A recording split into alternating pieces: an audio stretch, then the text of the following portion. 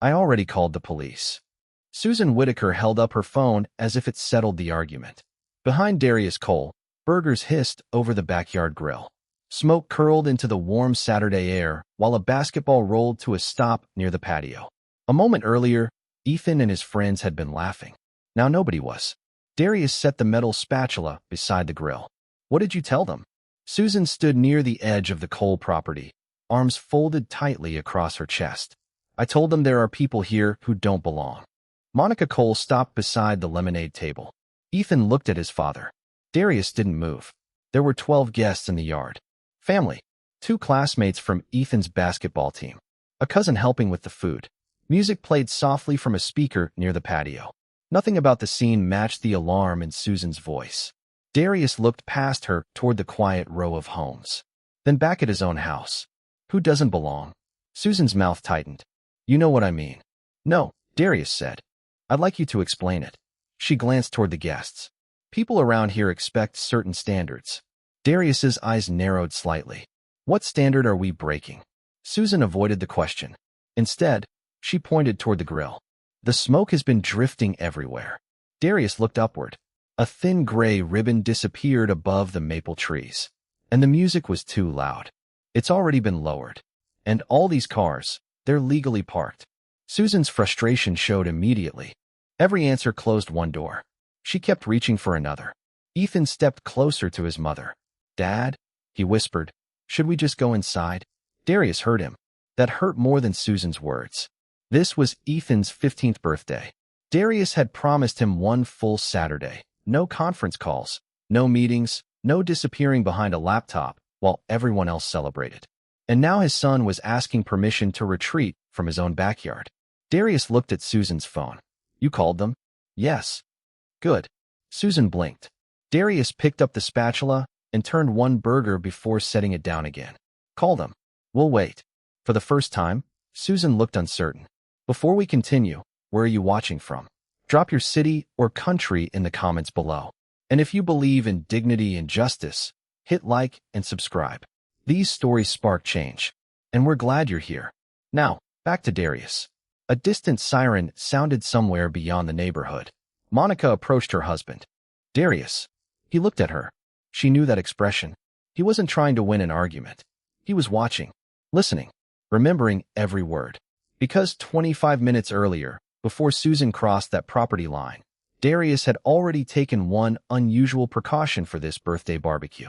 And if she truly believed his family didn't belong here, he wanted to understand exactly why.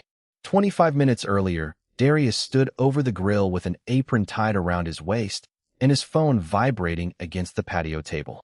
He glanced at the screen. 3 missed calls from work. A 4th arrived. Ethan noticed. You're going to answer that, aren't you? Darius looked at his son, then pressed decline. Not today. Ethan grinned. Mom said you'd last 20 minutes. Your mother lacks faith. From the lemonade table, Monica laughed. I know my husband. Darius slipped the phone into a kitchen drawer inside the house. That Saturday mattered. For months, Ethan had heard the same promises. After this meeting. After this trip. Next weekend. So when his son asked for nothing more elaborate than burgers, basketball, and a few friends for his 15th birthday, Darius had blocked the entire afternoon. He had even checked the neighborhood association rules the night before. Monica had teased him for it. You're researching a barbecue? I'm preventing a committee hearing over potato salad. But they both knew why. Susan had complained before. Trash cans left curbside 30 minutes too long. A contractor's truck parked outside the house. Once, she had photographed a delivery driver because she claimed he was wandering. Darius had never confronted her. He preferred facts before conclusions. So he checked everything. Music hours, street parking, outdoor cooking, guest limits. Nothing about the party violated neighborhood rules. By 2:30, the yard smelled of grilled onions and barbecue sauce. Ethan's friends shot baskets near the driveway. Monica arranged 15 candles beside a chocolate cake still covered in the kitchen. Then Darius noticed movement behind the neighboring window. Susan, watching, not casually. Her curtain shifted again when Ethan's cousin arrived carrying a tray of food. Minutes later, Susan appeared at the edge of the property. The smoke is coming toward my house. Darius immediately adjusted the grill position. Better. Susan looked almost disappointed. And the music? Darius turned toward Ethan. 2 clicks down. Ethan lowered it. There. Susan remained. Her eyes moved past Darius toward the driveway.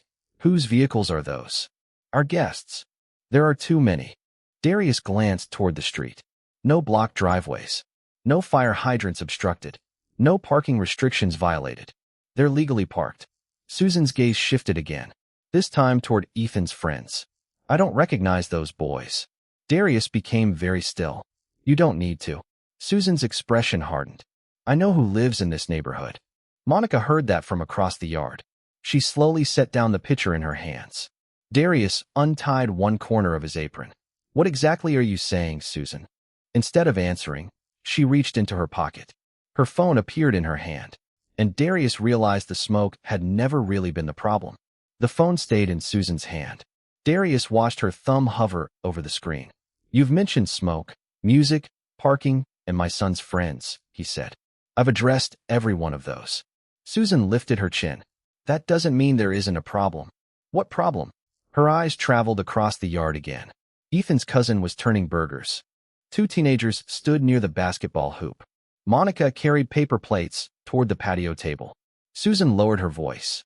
There are a lot of unfamiliar people coming and going. They're birthday guests. I have no way of knowing that. Darius stared at her. You could have asked. I shouldn't have to. There it was. Not a rule. Not a violation. An expectation that his family somehow owed her proof. Susan stepped backward and tapped her phone. I'm calling someone who can sort this out. Darius didn't stop her. He turned toward Ethan instead. Keep playing. Ethan looked at the phone in Susan's hand. Seriously? Seriously. The basketball bounced once. Nobody chased it. Susan walked toward the sidewalk while speaking into her phone. Yes, I'd like to report a disturbance. Darius heard the word. Disturbance. Minutes earlier, it had been smoke. Then music. Then parking. Now the description had grown. There's a large gathering, Susan continued. A lot of people I don't recognize. Monica crossed the yard and stopped beside Darius. She's making it sound like 50 people are here. Darius counted quietly. 12. Susan kept talking. Yes, vehicles everywhere. Darius looked toward the street. For guest cars. All legally parked. Then Susan said something that made Monica's expression change. I'm not sure everyone there is supposed to be on that property. Darius turned fully toward her. Susan avoided his eyes. Monica whispered, she knows this is our house. I know. Darius reached for his phone, then remembered it was inside. He didn't need it yet. He needed to hear exactly how far Susan was willing to take this. When she ended the call, she returned to the edge of the lawn. They're sending officers. Good, Darius said. Susan seemed surprised by his calm. You should probably get this under control before they arrive. Darius looked around. The music was low. The grill crackled. A paper birthday banner moved gently in the breeze. What exactly would you like me to control? Susan's eyes hardened. You know, people work very hard to live in a neighborhood like this. Monica's hand tightened around the stack of plates. Darius stepped half a pace forward. So did we. Susan looked away. Then blue lights appeared between the trees at the end of the street. Ethan moved beside his father. Dad, Darius put a hand on his shoulder. Stay with your mom. A patrol car slowed in front of the house. Susan immediately walked toward it. And before either officer had even opened a door, Darius watched her point directly at his family. Officer Daniel Harris stepped out first. His partner, Laura Mitchell, came around the passenger side as Susan reached them before either officer could approach the yard. Thank goodness, Susan said. It's gotten completely out of control. Harris looked past her. A basketball rested beside the driveway. Someone turned chicken on the grill. 3 teenagers sat at a patio table eating watermelon. The music was barely loud enough to reach the sidewalk. What exactly happened? Harris asked.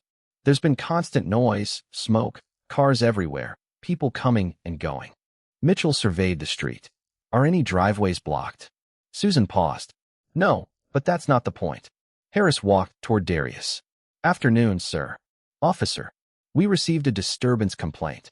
Mind telling me what's going on? My son's 15th birthday. Darius gestured toward the yard. 12 guests. We lowered the music when Susan asked. I moved the grill. Guest vehicles are legally parked. Harris nodded. Any disagreement between you two? She kept changing what she was complaining about. Susan hurried closer. Because he refuses to understand why this is concerning. Harris turned. What specifically concerns you now, ma'am? Susan opened her mouth. Nothing came immediately. Mitchell glanced toward a sound meter attached to her equipment, then toward the quiet speaker. I'm not observing excessive noise. And I'm not seeing a parking issue, Harris added. Darius felt Ethan beside Monica behind him. He had hoped facts would end it. Instead, Susan looked toward the house. I'm not even convinced they live here. The yard went still. Ethan heard every word. Darius turned slowly. Susan continued. I've lived here 11 years. People come through neighborhoods like this all the time. How do we know this is actually their property? Ethan's face changed. Not anger. Embarrassment. That hurt Darius more. Harris frowned. Ma'am, did you report a trespassing concern? I reported suspicious activity. You reported a disturbance. Well, I'm clarifying. Darius almost laughed at the word. Clarifying. Smoke had become music. Music had become cars. Cars had become strangers. Now his own home had become something he was expected to prove. Harris faced Darius. Sir, I need to ask, do you reside at this address? Monica started forward. Darius gently raised one hand. I do. Susan immediately said, anyone can say that. Harris looked at her sharply. Ma'am, please let me conduct the conversation. Darius reached into his pocket. His wallet wasn't there. Then he remembered. Apron, phone, wallet. He had left all three inside when Susan first approached. I can get identification. Harris nodded. That's fine. Darius turned toward the house. Then Ethan caught his arm. Dad. Darius looked down. His son's voice was barely audible. Maybe we should just take everything inside. Darius looked past him at the birthday banner, the half-finished food, and the cake waiting beyond the kitchen door. For the first time that afternoon, Susan's complaint had accomplished something none of her earlier objections had. It had made Ethan feel like a guest in his own home. For a moment, Darius considered saying yes. Take the food inside. Close the door. Save Ethan from standing in his own yard while strangers decided whether his family belonged there. Then Darius remembered being 16, sitting in the passenger seat of his father's old Buick while a store manager followed them through a parking lot because he assumed they had stolen something. His father had said only one thing afterward. Never let somebody else's suspicion become your shame. Darius looked at Ethan. We're not ending your birthday. Ethan glanced toward the officers. I don't care about the party. I know. Darius rested a hand on his shoulder. That's why we're staying. He went inside, retrieved his wallet and phone, then returned to Harris. His driver's license matched the address. Harris examined it once. That answers that. Susan folded her arms. It proves he gets mail here. Mitchell turned toward her. Ma'am, we have no indication anyone is trespassing. Darius felt something settle inside him. The reasonable path had worked. Identification verified. No parking violation. No excessive noise. No trespassing. The officers could leave. Then Monica touched his elbow. Look at this. She held out her phone. The neighborhood community group was open. Susan's name appeared repeatedly. Darius scrolled. 3 weeks earlier, suspicious delivery vehicle on Hawthorne Lane. Another post. Young man checking parked cars near Maple Court. Monica tapped it. The photograph showed a black teenager wearing a landscaping company shirt, carrying leaflets from house to house. Another complaint showed 2 workers standing beside a contractor's van. Suspicious individuals near residences. Darius's thumb stopped. How long has she been posting these? I don't know. Monica lowered her voice. But I remember the delivery driver one. That was the man bringing our dining table. Darius looked across the lawn at Susan. Until that moment, he had treated the afternoon as one neighbor escalating one complaint. Now the shape was changing. Not enough for him to make accusations. Enough for him to stop dismissing it as a bad afternoon. Harris was closing his notebook. Mr. Cole, I'm not seeing grounds for further action here. Susan stepped toward him. So that's it. Based on what we've observed, yes. Darius raised a hand. Officer Harris. Harris turned. Darius held Monica's phone but did not show it yet. I want one thing before you close the call. What's that? Document exactly what was reported. Susan's expression shifted. Darius continued. Noise. Parking. Suspicious people. The question about whether we live here. Harris studied him. And document what you found. Mitchell nodded slightly. Darius's voice remained calm. I don't want this remembered as a misunderstanding if the facts say otherwise. Susan gave a sharp laugh. Oh, please. Now you're trying to make me look like some kind of racist. Darius didn't answer. He didn't need to. Ethan was watching him. That mattered more than winning an argument. Harris opened his notebook again. Then Susan stepped closer. He's doing it right now. Mitchell frowned. Doing what? Susan pointed at Darius. Intimidating me. Nobody moved. Darius stood several feet away, one hand holding his phone, the other resting at his side. Harris looked from Susan to Darius. Ma'am, he hasn't approached you. You don't understand. He's trying to pressure me. Darius felt Ethan shift behind him. Susan's voice rose.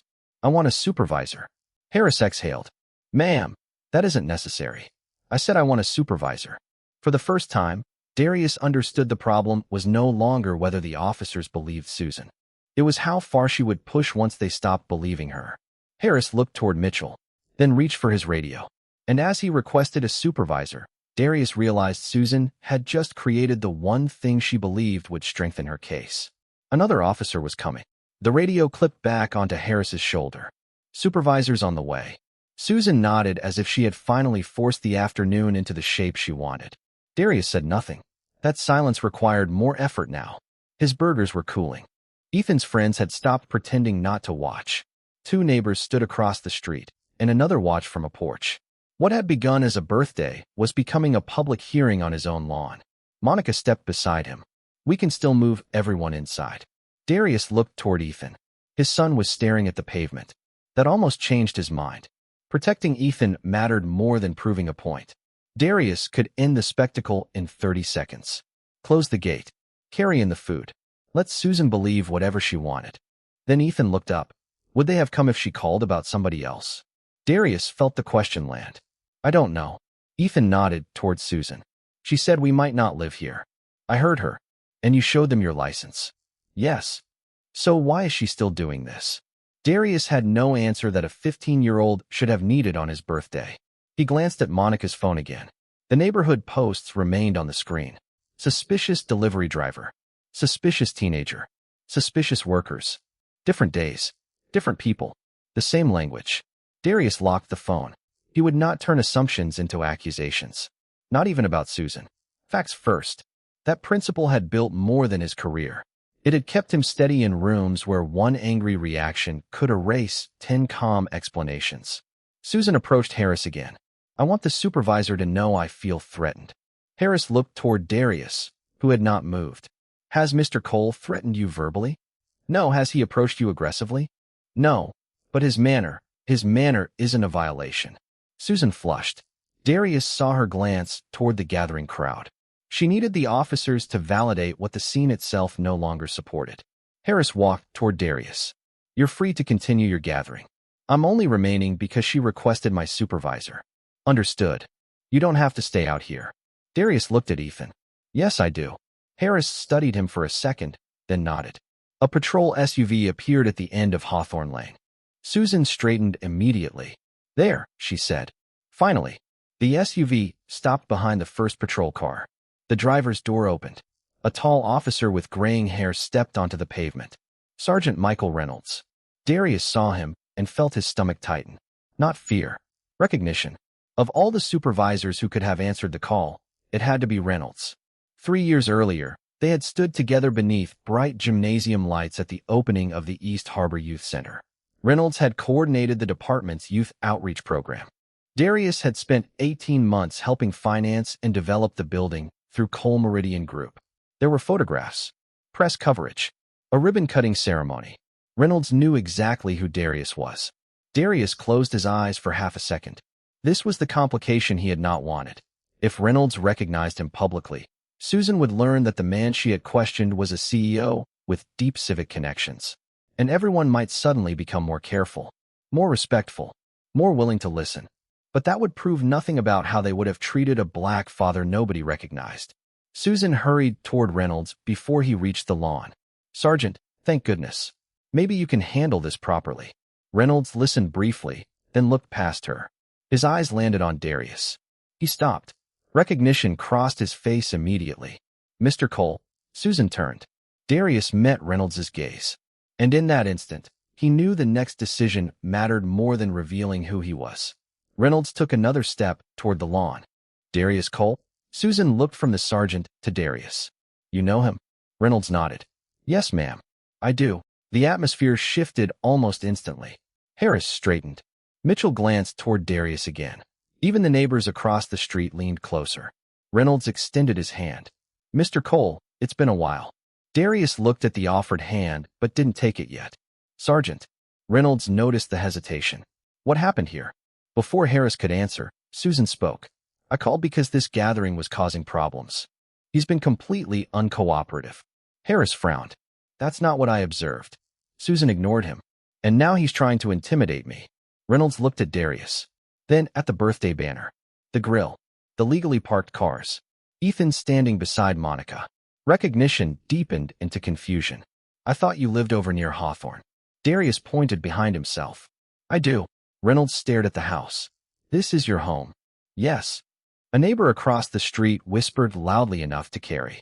That's Darius Cole. Susan heard it. Her face changed. The neighbor continued quietly to his wife. Cole Meridian. The CEO. Susan's eyes returned to Darius. Reynolds finally understood what she had not. 3 years earlier, he and Darius had stood together at the East Harbor Youth Center while dozens of teenagers played on a basketball court that Cole Meridian Group had helped finance and develop. You built the youth center, Reynolds said. Our company helped build it. Susan's posture softened immediately. Mr. Cole, I didn't realize. Darius raised one hand. Stop. Not loud. Not angry. Just final. Susan fell silent. Darius looked at Reynolds. Forget that you know me. Reynolds blinked. What? For the next 5 minutes, forget the youth center. Forget my company. Forget my name if you can. Nobody moved. Darius finally took Reynolds' hand, shook it once, then released it. Handle this exactly the way you would if I were nobody. Reynolds studied him. Darius pointed toward Harris. He was already doing that. Harris looked surprised. Let him finish. Susan stepped forward. But Sergeant, surely knowing who he is changes the context. Darius turned toward her. No, that's the point. He gestured toward his house. 20 minutes ago, I lived here. Then toward Ethan. He was still my son. Then toward the yard. This was still his birthday. His voice remained measured. And none of those facts became more true because you learned what I do for a living. Susan's face reddened. Reynolds looked at Harris. Start from the beginning. Facts only. Harris opened his notebook. Initial call reported a disturbance. On arrival, music was at a reasonable level. No parking violations observed. No unlawful gathering. No evidence of trespassing. Mitchell added, Mr. Cole provided identification confirming this address. Harris continued. The complainant then stated she felt intimidated. I observed no threatening language or aggressive approach by Mr. Cole. Susan crossed her arms. I was protecting the neighborhood. Reynolds looked toward her. From what specifically? Susan opened her mouth. For the first time all afternoon, no new complaint came out. Darius glanced at Ethan. His son was no longer staring at the pavement. He was watching his father. Reynolds turned back to Harris. Complete the incident report. Include the original allegations and your findings. Darius spoke. And the changes in the complaint. Harris nodded. Susan's expression hardened again. This is unbelievable. Property values in this neighborhood depend on people maintaining standards. The words hung in the warm air. Even Reynolds went still. Darius didn't answer. He didn't have to. The grill crackled behind him, sending another thin ribbon of smoke upward. Reynolds looked at Susan, then at the documented facts in Harris's notebook. All right, he said. I think we're ready to close this call. And this time, Susan would not get to decide what the official record said. Reynolds turned toward Susan. Ma'am, the officers have completed their assessment. Susan stared at him. So you're doing nothing? We responded to your call. That's not what I asked. Reynolds kept his voice even. Officer Harris found no actionable noise violation. The vehicles are legally parked. The gathering is on private property with the homeowner's permission because Mr. Cole is the homeowner. There is no evidence of trespassing. Susan's lips tightened. And the intimidation? Harris answered. I observed none. Susan looked around as though someone in the growing circle of neighbors might rescue her argument. Nobody did. Darius remained beside Ethan. Susan pointed toward him. So, because he's some important CEO, suddenly everything I said doesn't matter? Darius stepped forward. No, Susan looked at him. Everything you said matters. He turned toward Harris's notebook. That's why I asked them to write it down. The words landed quietly. Darius didn't need Susan's complaint erased. He wanted it preserved beside what the officers had actually found. Reynolds nodded toward Harris. Document the original call, the additional concerns raised on scene, and your observations. Yes, Sergeant. Susan's face reddened. I was trying to protect property values. Monica's expression hardened. Ethan looked toward his father. Darius held Susan's gaze. From my son's birthday? Susan opened her mouth. Nothing came. From legally parked cars? Silence. From people eating in my yard? Still nothing. Darius stopped there. He refused to give the moment the shouting match Susan seemed prepared for. Reynolds reached into his pocket, removed a card, and wrote on the back. Mr. Cole, this is the incident number. The report will be available through the normal process. Darius accepted it. Thank you. Susan stared at the card. You're giving him a report? I'm giving him the incident number for a call involving his property and family. Reynolds turned toward her. You can request the same report. That answer removed the last possibility of special treatment. Same record, same process, same facts. Harris closed his notebook. We're finished here. Susan looked toward Darius once more. Her expression had changed from certainty to something less comfortable. Not remorse. Not yet. But the confidence she had carried onto his lawn was gone. She turned and walked back toward her house. Nobody followed. Reynolds waited until she crossed the street. Then he looked at Darius. I'm sorry this happened. Darius glanced at Ethan. I appreciate that. Reynolds lowered his voice. And for what it's worth, I'm glad you made me finish the call before talking about anything else. Darius nodded. It has to work when you don't recognize the person. Reynolds understood. He offered his hand again. This time Darius took it. Harris and Mitchell returned to their patrol car. Reynolds followed toward his SUV. The blue lights disappeared. Doors closed. Engines started. One by one, the police vehicles pulled away from Hawthorne Lane. The neighborhood became quiet again. Too quiet. Darius turned toward the yard. Cold burgers sat on trays. Ice had melted into the lemonade. The basketball remained abandoned near the driveway. Ethan's friends stood awkwardly beside the patio, unsure whether they were still guests at a birthday party or witnesses to something none of them knew how to discuss. Monica touched Darius's back. He looked at his son. Ethan stared at the grill, then at the empty street. So, he said quietly. Darius waited. Ethan swallowed. Is the party over? Behind him, inside the kitchen, 15 untouched candles still waited beside the birthday cake. Not even close. Darius reached for the abandoned basketball and bounced it once toward Ethan. The boy caught it against his chest. For the first time since the patrol cars arrived, a smile touched his face. Small, but real. Darius walked back to the grill and lifted the lid. A cloud of smoke rose into the afternoon. Earlier, that same smoke had been presented as evidence that something was wrong. Now Darius simply waved it away and checked the food. These burgers are done for, he said. One of Ethan's friends laughed. Definitely. Good thing I bought too many. That broke the tension. Monica turned toward the speaker. Same volume. Darius looked toward the street, then smiled. Same reasonable volume. Music returned to the yard. Not louder, not defiant, just present. The basketball began bouncing again. Monica carried fresh food outside, while Darius restarted the grill. Ethan's cousin rescued what he could from the trays. Slowly, the birthday returned. Across the street, two neighbors who had watched the police interaction remained near their driveway. One finally walked over. Darius. Darius looked up. The man seemed uncomfortable.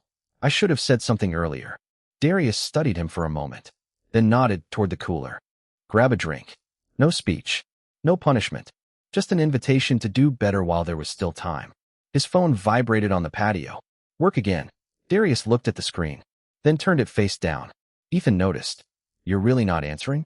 I made a promise. An hour later, the sun had dropped behind the rooftops. Monica emerged from the kitchen carrying the chocolate cake. 15 candles stood across the top. Everyone gathered around Ethan. Darius switched off the grill. For once, nobody was watching the street. Nobody was checking windows. Nobody was waiting for another patrol car. They sang. Badly. Ethan laughed through most of it. When the song ended, Monica leaned toward him. Make a wish. Ethan looked at his father. Darius raised an eyebrow. What? Nothing. Ethan smiled. Then he closed his eyes and blew. 15 flames vanished together. Thin streams of smoke curled above the cake. Darius watched them rise. Smoke. The afternoon had begun with someone deciding that smoke from his grill meant his family was a problem. Now another kind drifted harmlessly into the evening sky. Monica handed Darius the incident card Reynolds had given him. "You keeping this?"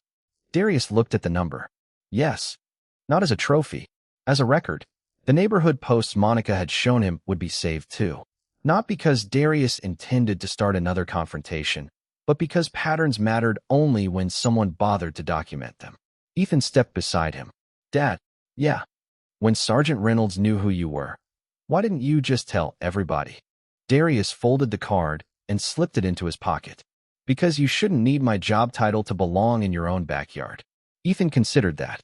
Then he nodded. Darius put an arm around his son's shoulders.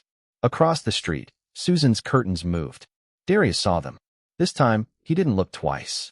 He turned back toward his family. Someone cut the cake. Someone restarted the music. The basketball bounced against the pavement again. And beneath the fading light, the Cole family finished the Saturday they had been promised. This time, nobody made themselves smaller.